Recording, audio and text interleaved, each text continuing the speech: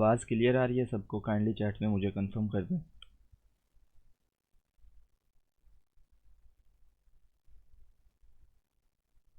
ठीक, अस्सलाम वालेकुम।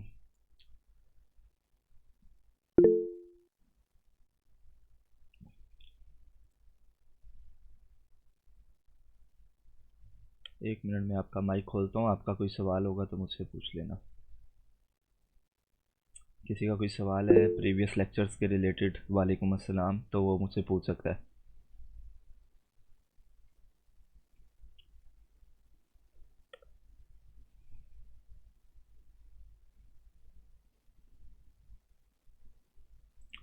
नहीं है, चलें ठीक है।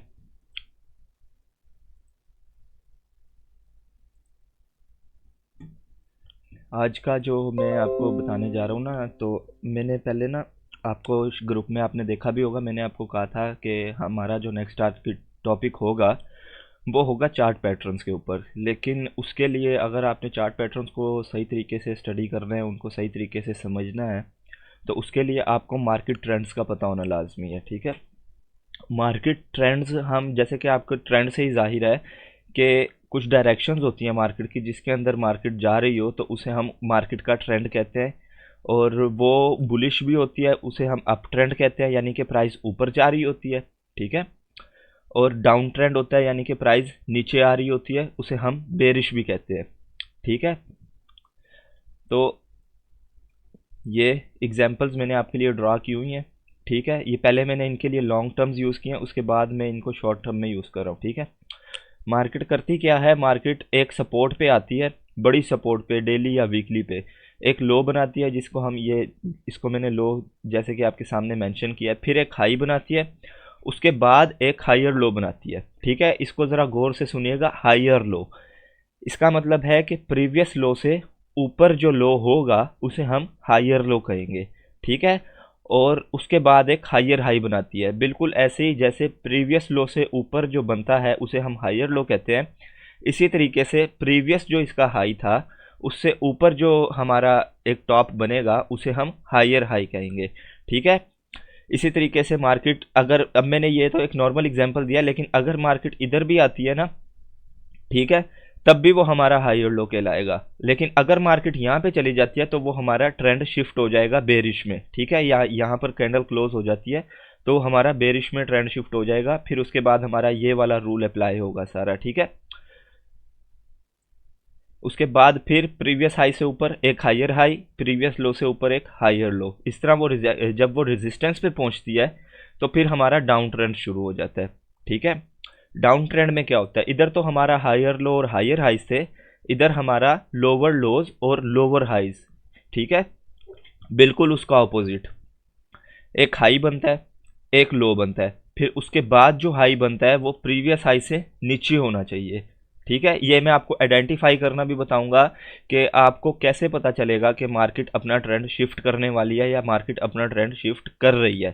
ठीक है, ये हाई ये लो, उसके बाद जो हाई लगा है वो प्रीवियस हाई से नीचे होना चाहिए, जिसे हम कहेंगे लोअर हाई।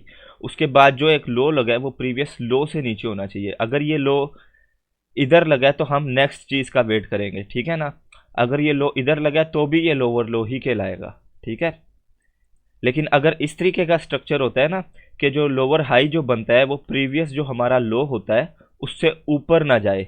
ठीक है ना, जैसे कि यहाँ पर भी आपको दिख रहा है कि हमारा जो हाई बना है उसके बाद जो मैंने एक लो लगाया है वो हमारा जो हाई था पिछला उससे नीचे नहीं आना चाहिए। ठीक है, आ सकता है विक वगैरह, जैसे कि कैंडल्स में मैंने आपको बताया था विक्स वगैरह आ सकती हैं, लेकिन कैंडल क्लोजिंग यानी कि ज़्यादा प्रेफरेबल नहीं है। वो फिर जो हमारा ट्रेंड होता है वो मैनिपुलेटिव हो जाता है। ठीक है, होता वो भी अप ट्रेंड है लेकिन वो हेल्दी नहीं होता।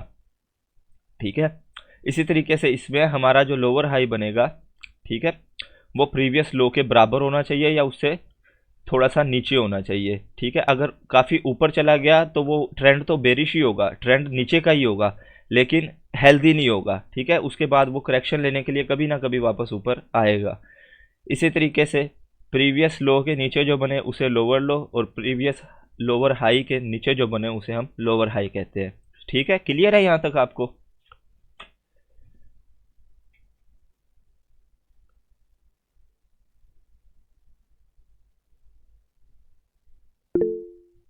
मैं आपका माइक खोल रहा हूँ, कोई सवाल है तो मुझसे पूछ ले, ठीक है जी।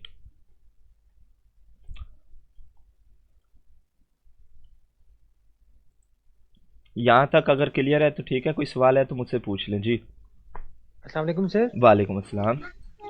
अच्छा सर, मुझे ये बताइएगा कि ये जो मार्केट है, ये न्यूज़ के मुताबिक भी चलती है, जी तो वो ज़रा बता दें सर कि वो कैसे, यानी कि उसका उसको ट्रेस किया जाता है, और हर मार्केट की अपनी एक न्यूज़ यानी कि होती है, या यानी कि जो फॉरेन यानी कि एजेंसीज होती है, या फॉरेन ये क्रिप्टो ये ट्रेडिंग प्लेटफॉर्म होते हैं, जी जी। ये न्यूज़ कौन कौन सी न्यूज़ पे बेस करते हैं? ये सारी जो इकोनॉमिकल पूरी दुनिया की न्यूज़ेज़ होती है ना, उन पे बेस करते हैं। जैसे फ़र्ज़ करो अगर अमेरिका के अंदर ना महंगाई बढ़ रही है या घट रही है, वो एक फेडरल रिज़र्व है उनका, वो न्यूज़ वगैरह देता है। मेरे ख्याल से हर 2 महीने में मेरे ख्याल 2 या 3 उनकी यानी कि न्यूज़ेज़ आती हैं, ठीक है।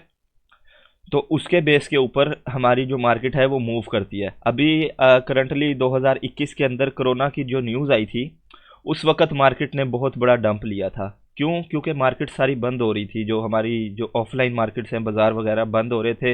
लोगों के पास सरमाया नहीं था, ठीक है, खाने के लिए लोगों के पास पैसे नहीं थे, कमाने के लिए कोई काम नहीं था। तो वो जो अपना पैसा इन्होंने इस मार्केट में लगाया हुआ था, वो उधर से निकाल रहे थे उनकी जो ज़रूरत की जो चीज़ें हैं डेली की, रोज़मर्रा की, उनको पूरा करने के लिए, ठीक है। एक उस किस्म की न्यूज़ होती हैं। नंबर दो, अगर इस वक्त भी कहीं पे भी मुल्क में या कहीं पर किसी यानी कि गैर मुल्क में कोई बड़ी कोई जंग की खबर आ जाती है, तो भी आप देखेंगे कि मार्केट नीचे गिरेगी। जैसे कि पिछले दिनों, हाँ, आप सबको याद होगा यूक्रेन की और रशिया की जंग हुई थी, तो उसकी वजह से भी मार्केट के अंदर बहुत बहुत पैनिक हुआ था। तो जो भी रशिया के वॉलेट्स वगैरह थे, वो उनके ऊपर सैंक्शंस लगने की वजह से उनके वॉलेट क्लोज कर दिए थे।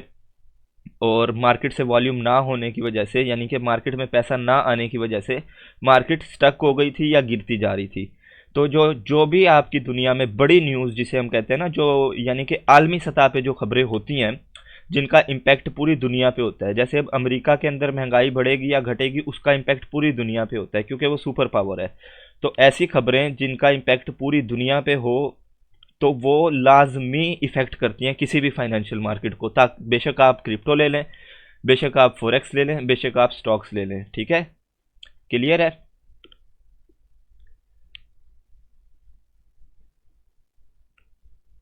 यहाँ तक क्लियर है सबको?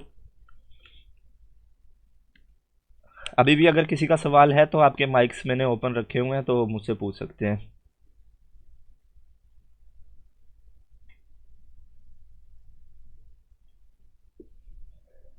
चलें ठीक है, नेक्स्ट हम मूव करते हैं।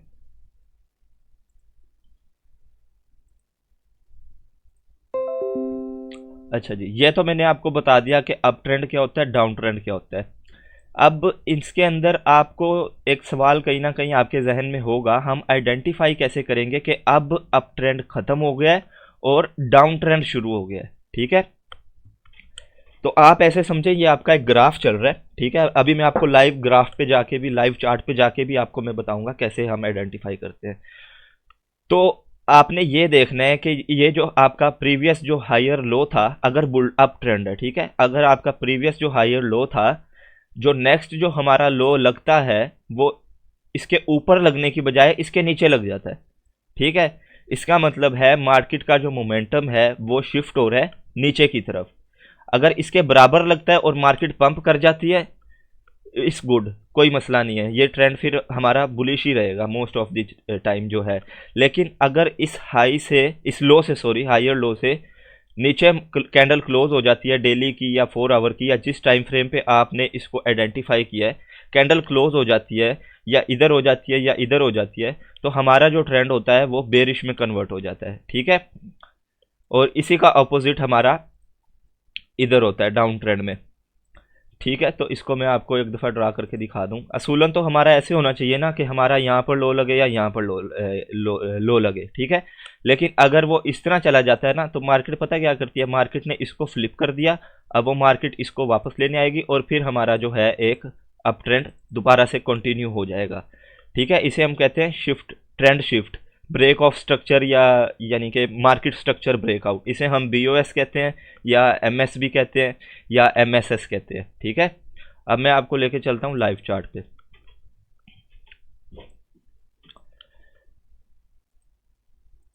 यहाँ पर मैं आपको बताता हूँ कि कैसे चीज़ें वर्क करती हैं।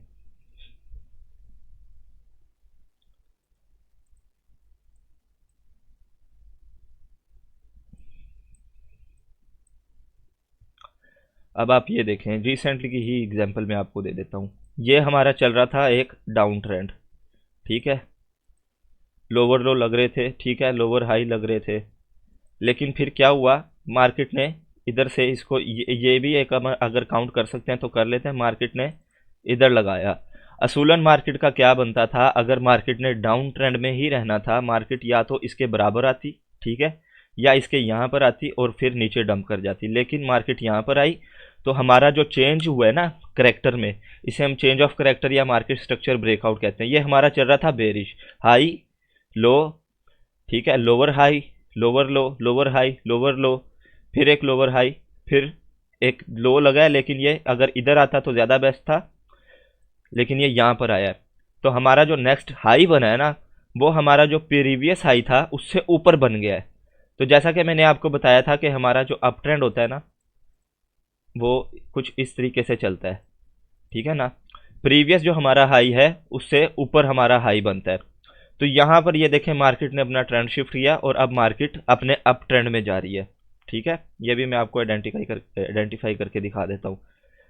मार्केट ने अपना ट्रेंड यहाँ से शिफ्ट किया, हाई लो, फिर एक हायर हाई, हायर लो या इक्वल लो, ठीक है। इससे अगर नीचे चली जाती तो हमारा फिर से मार्केट का ट्रेंड बेरिश हो जाता, मार्केट का ट्रेंड हमारा डाउन हो जाता, लेकिन ये इक्वल रही है तो हम इसे एज अ अप ट्रेंड ही काउंट करेंगे। और अब ये यहाँ पर अगर यहाँ से मार्केट इधर आती है ना, ठीक है, तो वेल एंड गुड है, कोई मसला नहीं है। अगर इधर से आती है और पंप कर जाती है ऊपर तो भी ठीक है, लेकिन अगर यहाँ आती है ना तो मार्केट का ट्रेंड दोबारा से बुलिश से बेरिश हो जाएगा, ठीक है। समझ आई, मार्केट का जो ट्रेंड चल रहा है, जो अप ट्रेंड चल रहा था, वो बुलिश से अब बेरिश हो जाएगा, यानी कि डाउन ट्रेंड में तब्दील हो जाएगा। अब ये तो एग्जांपल होगी हमारे डाउन ट्रेंड की। अब मैं आपको बताऊंगा कि हमारा अप ट्रेंड कैसे चेंज होता है, ठीक है।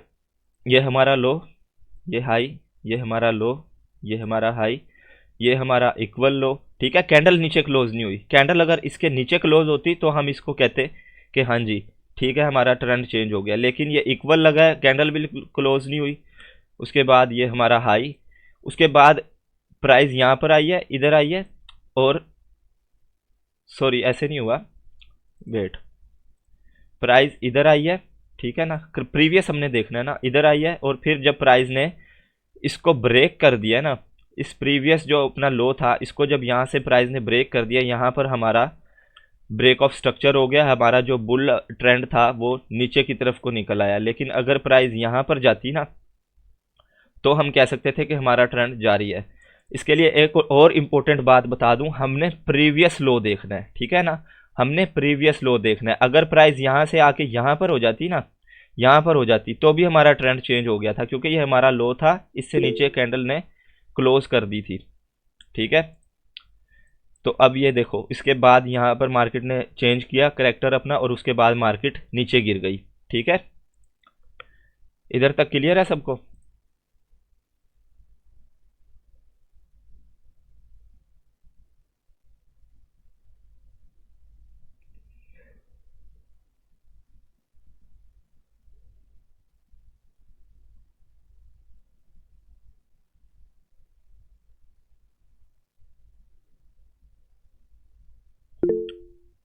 हाँ जी, एक मिनट में आपका माइक ऑन करता हूँ, आपका जो भी सवाल है मुझसे पूछ लें, ठीक है। माइक ऑन मैंने कर दिया, आप माइक ओपन करके पूछ सकते हैं कोई भी अगर किसी का क्वेश्चन है। सर ये विक इसकी अगर ये उस लाइन के नीचे अगर क्लोज हो जाए तो फिर भी ये या ऊपर क्लोज हो जाए तो उसमें कोई विक फर्क तो नहीं पड़ेगा? विक आप ना कंसीडर करें तो ज़्यादा बेस्ट है। विक्स होती है मैनिपुलेशन, ठीक है ना, वो एक्सचेंजेस वगैरह और जो इंस्टीट्यूट्स वगैरह ना वो लेके जाती है, जैसे इतनी बड़ी बड़ी विक्स लगी हुई है ना, लेकिन फिर भी विक आप अगर देखें ना तो इसके इक्वल में लगी है। अगर मैं इसको हटा दूं ना तो ये देखें, जी, आप जी। ये देखें ना तो ये इक्वल ही है एक किस्म की, नीचे नहीं गई। हाँ, ठीक है, अगर यहाँ पर इसके नीचे यहाँ पर या यहाँ पर कैंडल क्लोज हो जाती ना तो हम कहते हैं कि हाँ ट्रेंड शिफ्ट हो गया, अब हम बेरिश ट्रेंड में जा सकते हैं। अभी भी कंफर्मेशन नहीं हुई, कंफर्मेशन हमें तब होगी जब प्रीवियस लो से नीचे एक लो बनेगा, ठीक है।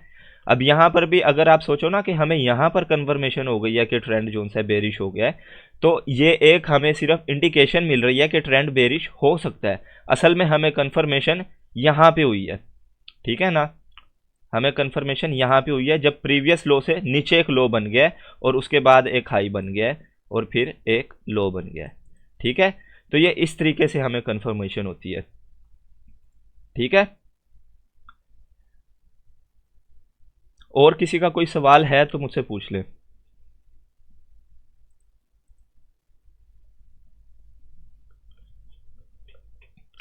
अच्छा, इधर मैं एक और चीज भी आपको बताता चलूं, एक और ट्रेंड भी होता है, ठीक है। ट्रेंड तो खैर उसे नहीं कहेंगे, एक स्ट्रक्चर होता है मार्केट का जिसे हम कहते हैं कंसोलिडेशन। जैसे कि अगर मैं आपको दिखाऊं तो मैं ड्राइंग वगैरह सारी क्लियर कर दी, ठीक है। मैं आपको दिखाऊं ना तो कंसोलिडेशन उसे हम कहते हैं। तो कंसोलिडेशन के अंदर प्राइस जो है ना एक रेंज के अंदर ही मूव करती रहती है, यानी कोई खास मूव नहीं आता। जैसे कि यहाँ पर आप देखो ना, प्राइस इधर कहाँ से लेके 13 मार्च 2023 से लेके और 9 अक्टूबर 2023 तक, मार्च सितंबर अक्टूबर, यानी 3 महीने तक प्राइस इसी रेंज में ट्रेड होती रही है। इसे हम कहते हैं कंसोलिडेशन, यानी कि प्राइस ना तो ऊपर जा रही है ना नीचे जा रही है, एक ही उसने अपनी रेंज बना ली है और उसके अंदर प्राइस मूव होती जाती है। इधर आप सपोर्ट ले कह लें इसे, इसे आप रेजिस्टेंस कह लें। और जब हमारे पास बड़ा मूव आता है उसको हम कैसे आइडेंटिफाई कर सकते हैं। अब ये बड़ी कैंडल यहाँ पर क्लोज हो गई है ना, ठीक है। कैंडल जो है अपने प्रीवियस जो हाई है उससे ऊपर क्लोज हो जाए या इस जो रेंज है इससे ऊपर कैंडल क्लोज हो जाए तो इसका मतलब है ट्रेंड हमारा ऊपर की तरफ को ब्रेक हो गया है। अगर वो नीचे की तरफ को डाउन आकर क्लोज हो जाए तो इसका मतलब है हमारा जो ट्रेंड है वो नीचे की तरफ को शिफ्ट हो रहा है, ठीक है। ये इसे हम कंसोलिडेशन कहते हैं। एक अप ट्रेंड हो गया, एक डाउन ट्रेंड हो गया और ये हो गया हमारा कंसोलिडेशन। जी, किसी का कोई सवाल?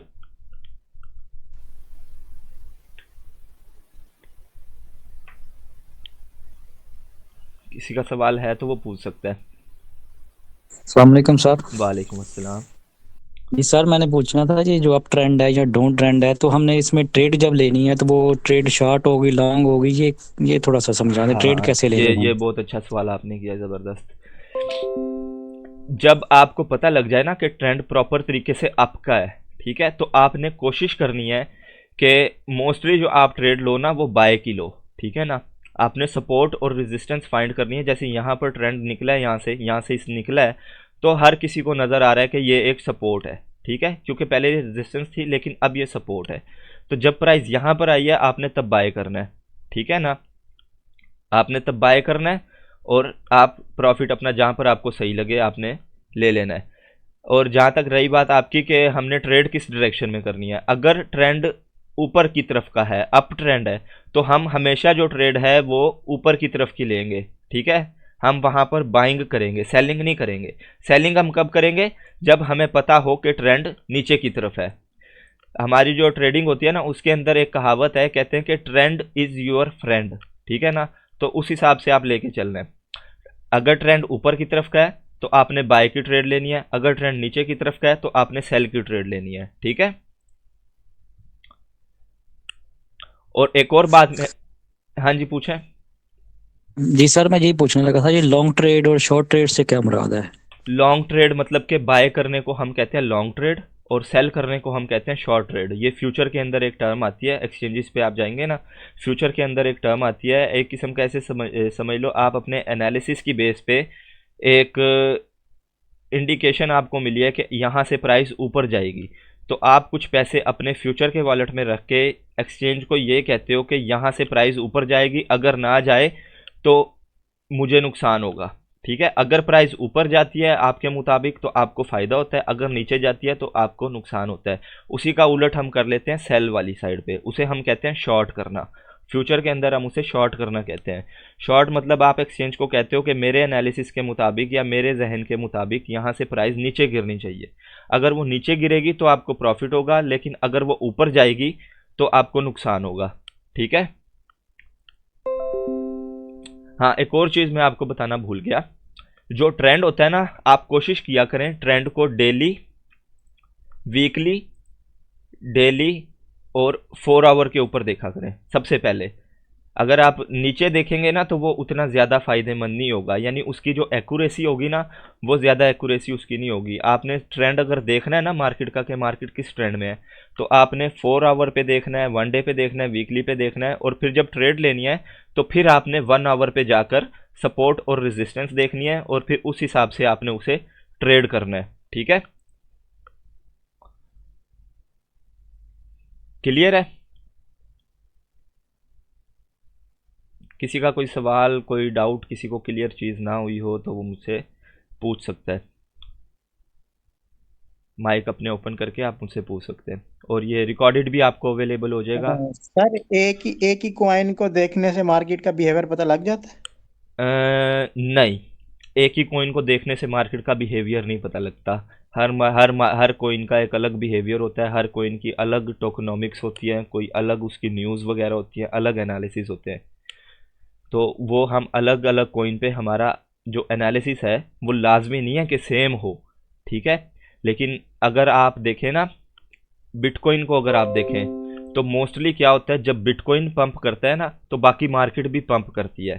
ठीक है, तो इससे आप पता लगा सकते हैं, बिटकॉइन को देख के आप ये पता लगा सकते हैं कि हाँ ये अब इसका ट्रेंड चेंज हो गया, ये अब ऊपर जाने वाला है, तो बाकी मार्केट में भी पंप आ सकता है। मैं अब यूज़ कर रहा हूँ आ सकता है, क्योंकि और भी काफ़ी बड़ी टर्म्स होती हैं, वो अगर आहिस्ता आहिस्ता मैं आपको समझाऊंगा तो आपको समझ आएगी।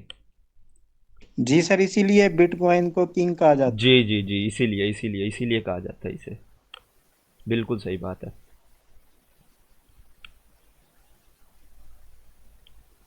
ये समझ नहीं आई आपके सवाल की अमीन भाई, विच कॉइन आईडी?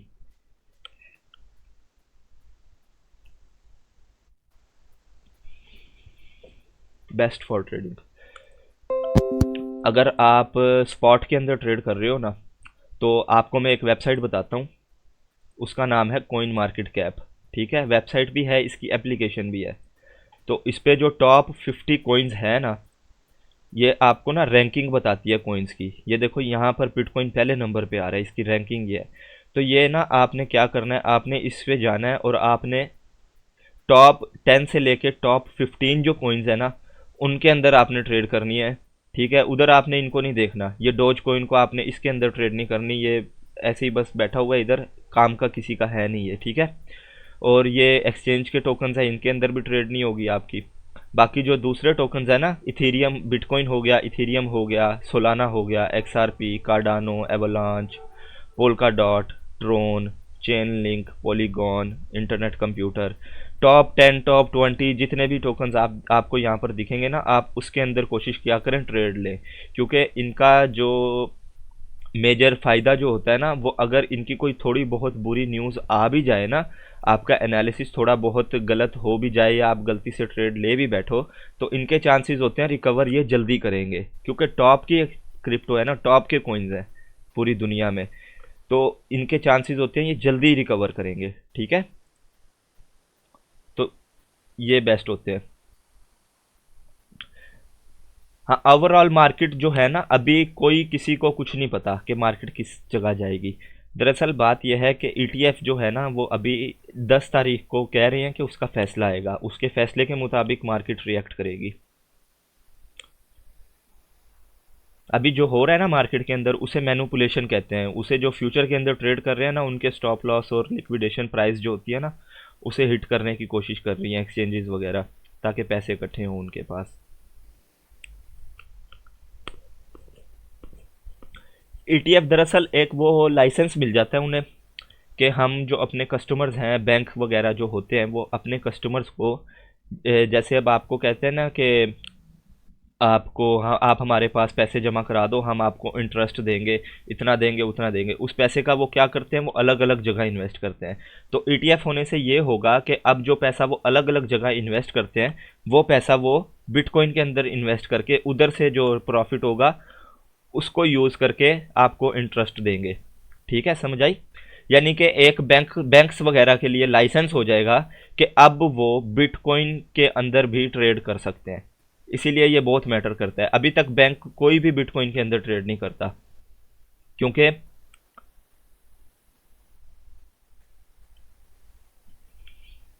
लिक्विडिटी यानी कि,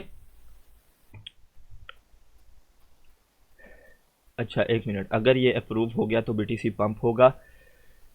हाँ होगा, काफ़ी अच्छा होगा, तकरीबन 5-7 हज़ार डॉलर तक बिटकॉइन पंप होगा। लेकिन अगर लॉन्ग टर्म की बात करें ना, अगर ये अप्रूव होता है और आप लॉन्ग टर्म के लिए बिटकॉइन को होल्ड कर रहे हो, तो मोस्टली चांसेस है बिटकॉइन $1 लाख भी क्रॉस कर जाएगा इजीली, ठीक है ना। अच्छा जी, what is leverage and liquidity.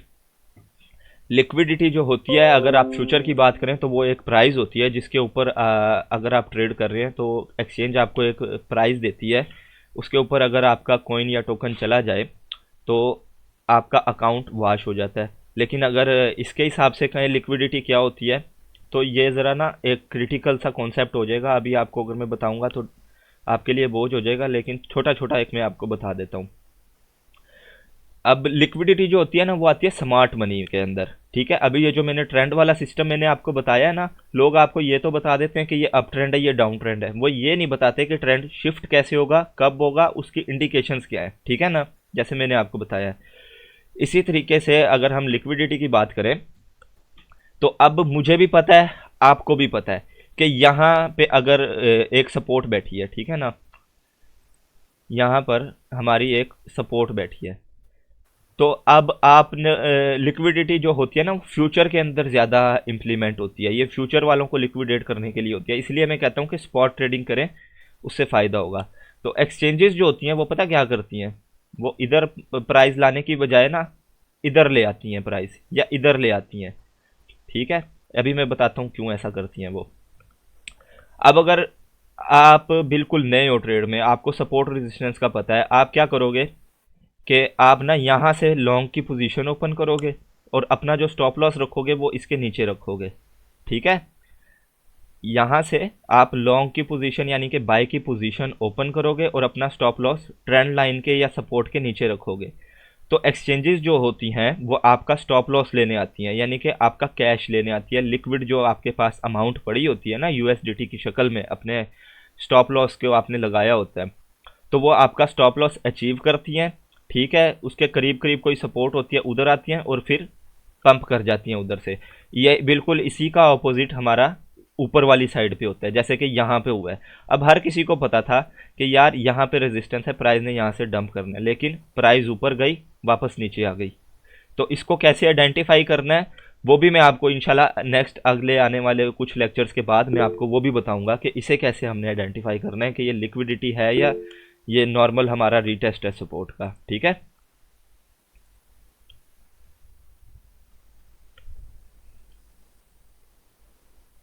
Scalping जो होती है ना, स्कैल्पिंग अगर आप करते हो ना, तो वो मोस्टली जो लोग करते हैं ना वो करते हैं फ्यूचर के अंदर। स्कैल्पिंग के अंदर होता है कुछ ये है कि वो यूज़ करते हैं 15 मिनट से लेके और 5 मिनट का टाइम फ्रेम, और उसकी जो बेसिस होती है ना उसके ऊपर ट्रेड करते हैं, ठीक है ना। तो उनकी जो ट्रेड होती है ना वो ज़्यादा से ज़्यादा उसको होल्ड करेंगे, पता है कितनी देर तक, वो उसको 15 या 5 मिनट से लेकर 1 घंटा, 2 घंटा, 3 घंटा या 4 घंटे तक होल्ड करेंगे। बल्कि 3 घंटे भी मैं बहुत बता रहा हूँ, वो 5 मिनट से लेकर और उसको 1 घंटे तक होल्ड करते हैं। अगर उनको प्रॉफिट होता है तो ठीक है, अगर नहीं होता तो वो निकल आते हैं बाहर, ठीक है। स्कैल्पिंग हम इसे कहते हैं।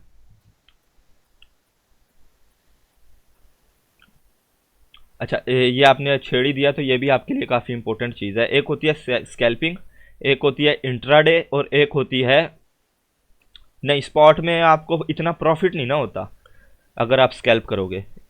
एक एक होती है स्कैल्पिंग, एक होती है इंट्राडे, और एक होती है स्विंग ट्रेड, ठीक है। स्कैल्पिंग जो होती है वो 5 मिनट से 1 घंटे तक की जाती है, ठीक है। अगर आप उसे लंबा होल्ड करना चाहते हैं तो वो आपकी मर्जी है, आप उसे कर सकते हैं। और जो इंट्राडे होता है वो कुछ घंटों से लेकर 2 या 2 से ज़्यादा दिन या 3 दिन, ज़्यादा से ज़्यादा 2 या 3 दिन तक आप उसको रख सकते हैं। यानी कि उस बेसिस पे आप उसका एनालिसिस करते हैं कि आपको ये होता है कि एक दिन या 2 दिन के अंदर ये मेरी ट्रेड या तो मुझे प्रॉफिट दे देगी या मेरा स्टॉप लॉस हिट कर देगी। और स्विंग ट्रेड जो होती है वो आपकी महीनों तक भी जाती है, ठीक है। यानी कि स्विंग ट्रेड जो होती है वो आपकी एक हफ्ते से लेकर और 2-3 महीनों तक चलती है, ठीक है। और एक और चीज़ बता दूं, अगर आपने स्कैल्पिंग करनी है तो उसके लिए आप 5 मिनट से लेकर और 30 मिनट तक का टाइम फ्रेम यूज़ करते हैं, ठीक है। अगर आपने इंट्राडे करनी है तो आप 1 आवर से लेकर 4 आवर का यूज़ करते हैं। अगर आपने डे ट्रेडिंग करनी है, स्विंग ट्रेडिंग करनी है, तो आप 1 दिन से लेकर और वीकली टाइम फ्रेम को यूज़ करते हैं, ठीक है। और किसी का कोई सवाल?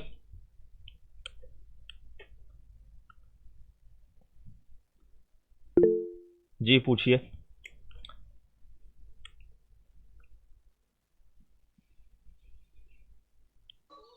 अच्छा सर, मैं पूछना ये चाह रहा था कि हम जब स्टॉप लॉस यानी कि सिलेक्ट करते हैं जी। और वो यानी कि हमारी जो ट्रेड है वो ऊपर चली गई, हाँ तो जी। हम उसको हम छेड़ सकते हैं या उसको दरमियान में क्लोज कर सकते हैं कि चले जी मैं $1 मैंने इन्वेस्ट किया था, अभी मैंने $2 में यानी कि प्रॉफिट में जा रहा हूँ, तो मैं इसको क्लोज कर दूँ, तो वो मैं लॉस में जाऊंगा या प्रॉफिट में जाऊंगा? प्रॉफिट में सर मुझे ये जाएंगे, बताइए। ठीक है।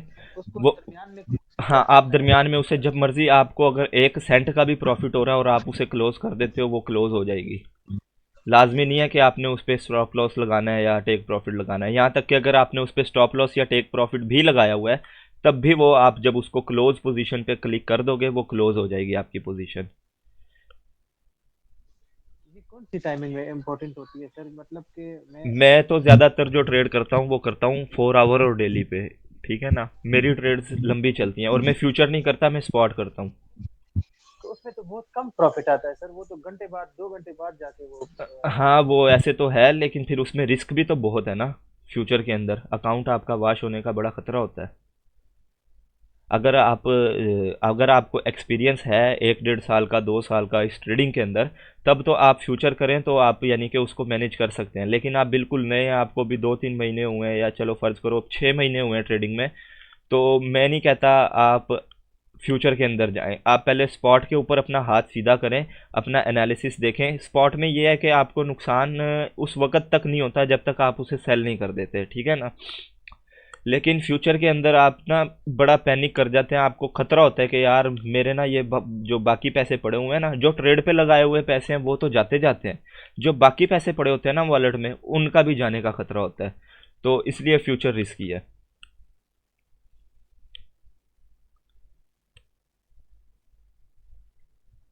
सर कोई प्लेटफॉर्म आप सजेस्ट कर सकते हैं कि ये प्लेटफॉर्म इस तरह का है कि जिसमें हम यानी कि अगर ट्रेड लेंगे घंटे के हिसाब से या 4 घंटे के हिसाब से, आप कौन से प्लेटफॉर्म पे अगर ट्रेड आप करते स्पॉट हैं? ट्रेडिंग करते हो ना, अगर आप स्पॉट ट्रेडिंग करते हो तो उसके लिए एम ई एक्सी एक एक्सचेंज है और एक क्यू कोइन एक्सचेंज है, वो अच्छी है।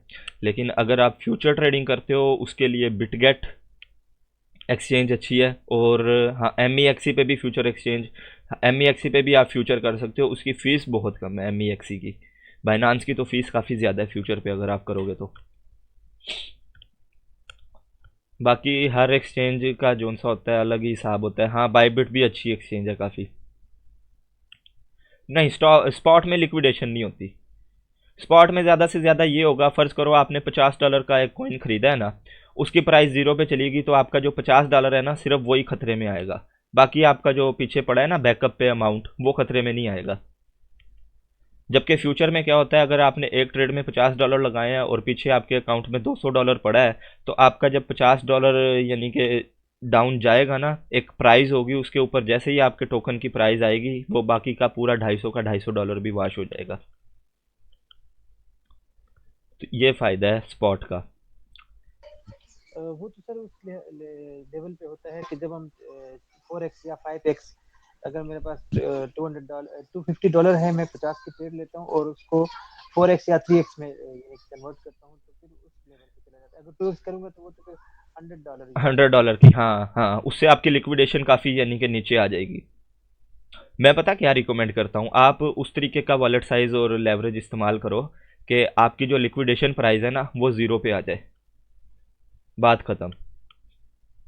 और बहुत कम चांसेस होते हैं किसी कॉइन के कि वो ज़ीरो पे आए। ख़ास तौर पे जो मैंने आपको बताया है ना, टॉप 10 टॉप 20, वो बहुत मुश्किल है, बहुत रेयर होगा। नायाब होगा कि अगर उनमें से कोई टोकन ज़ीरो पे आ जाए तो। हाँ जी, पूछिए सवाल।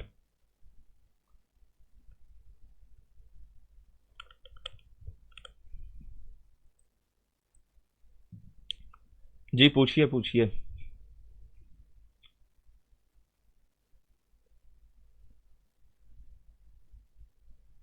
लूज़र और गेनर, लूज़र हम कहते हैं जो काफ़ी ज़्यादा गिर चुका हो पिछले 24 घंटे के अंदर, ठीक है। और गेनर हम कहते हैं जो काफ़ी ज़्यादा पंप कर चुका हो पिछले 24 घंटे के अंदर।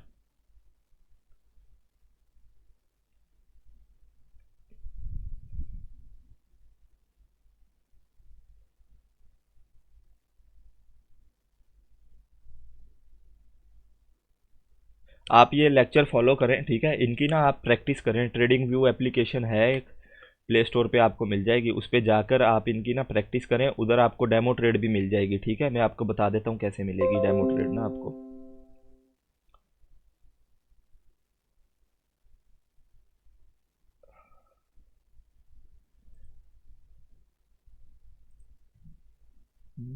किधर है यार?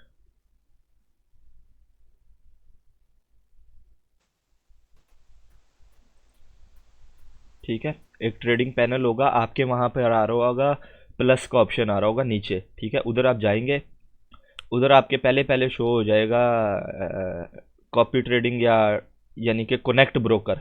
आपके वहाँ पे शो होगा कनेक्ट ब्रोकर, ठीक है। उधर कनेक्ट ब्रोकर पे आप जाएंगे, वहाँ पर आएगा पेपर ट्रेडिंग।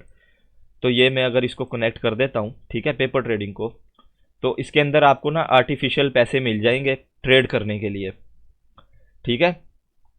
तो अब मैं दोबारा इधर गया तो आप ये देखो मेरे अकाउंट में ना आर्टिफिशियल पैसे हैं $1,00,000, तो उनसे मैं ट्रेड कर सकता हूँ। तो इससे आपको फ़ायदा ये होगा, आप कोई भी अपना एनालिसिस करोगे और आप अभी अगर सीख रहे हो तो आपको मैं यही रिकमेंड करूँगा कि आप पेपर ट्रेडिंग करो। आप कोई भी अपना एनालिसिस करोगे, आप कहते हो कि यार यहाँ पर ना मैंने इसका लगाना है बाय का ऑर्डर और मैं कहता हूँ कि ये ऊपर जाएगा, तो आप उस पेपर ट्रेडिंग के अंदर यहाँ से ब्लू से सेल बाय होगा और रेड से सेल होगा। अब करंट जो प्राइस चल रही है बिटकॉइन की या जिसकी भी चल रही है, जो भी चल रही है, मैं कहता हूँ कि यहाँ से प्राइस नीचे आएगी, ठीक है। लगाना ना, मैं वैसे ही आपको एग्जांपल दे रहा हूँ, ठीक है। आपने यहाँ पर यूनिट देख लेने हैं, कितने यूनिट आप करना चाहते हो, एक बीटीसी करना है, दो करने हैं। यहाँ पर आप टेक प्रॉफिट पे वो करोगे तो आप यहाँ पर कह सकते हो कि यार ये जो मेरे इतने पैसे हैं इस प्राइस के ऊपर मेरी जो ट्रेड है वो अगर हिट हो जाए तो मुझे इतना प्रॉफिट हो जाएगा, तो ये बंद हो जाए। और आप स्टॉप लॉस लगाना चाहते हो तो स्टॉप लॉस भी लगा सकते हो। अगर आप लिमिट बाय करना चाहते हो, यानी कि अभी उस प्राइस पे आपका जो कॉइन है या टोकन है वो नहीं आया और आप कहते हो जैसे ही वो इस प्राइस पे आए मेरा ऑर्डर जोन सा है वो एग्जीक्यूट हो जाए, लग जाए मुझे, यानी कि खुद ना लगाना पड़े, तो आप वो प्राइस यहाँ पर डालोगे, ठीक है, और आप इसको कर दोगे तो ये हो जाएगा, ठीक है। ये एक छोटी सी गाइड मैंने बताई थी पेपर ट्रेडिंग की, ट्रेडिंग व्यू के अंदर। तो ये अगर आप करोगे ना तो आप एक तो इससे आपकी ग्रिप अच्छी होगी, दूसरा आपको ये पता लगेगा कि आप कहाँ पर गलती कर रहे हो और कहाँ पर गलती नहीं कर रहे, ठीक है। ट्रेडिंग व्यू ना एक वेबसाइट और एप्लीकेशन है जिसके ऊपर आपको दुनिया का कोई भी स्टॉक एक्सचेंज का कोई भी स्टॉक, ठीक है, सिवाय पाकिस्तान के, जैसे कि हमारा मुल्क है वैसे ही, ठीक है, कोई भी स्टॉक, कोई भी क्रिप्टो, कोई भी फोरेक्स, कोई भी यानी कि दुनिया का कोई भी यानी कि ऐसा कोई ट्रेडिंग वाला कोई चीज़ है, स्टॉक है, कोइन है, क्रिप्टो है, वो आपको इस एप्लीकेशन पे मिल जाता है, ठीक है। वो आप यहाँ पर सर्च करोगे उसके नाम से, वो आपको सर्च हो जाएगा, आपको मिल जाएगा, ठीक है। और यहाँ पर आपको मिल भी जाएगा और यहाँ पर डिफरेंट किस्म के टूल्स और इंडिकेटर्स वगैरह हैं जिनकी वजह से आप इस पे अपना एनालिसिस भी कर सकते हो प्रॉपर तरीके के साथ। हाँ जी, हाँ जी, ऑल ट्रेडिंग प्लेटफॉर्म्स के साथ कनेक्टेड है।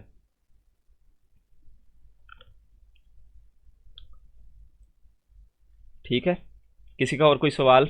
उसके बाद फिर एंड करते हैं। ये रिकॉर्डेड आपको अवेलेबल हो जाएगा।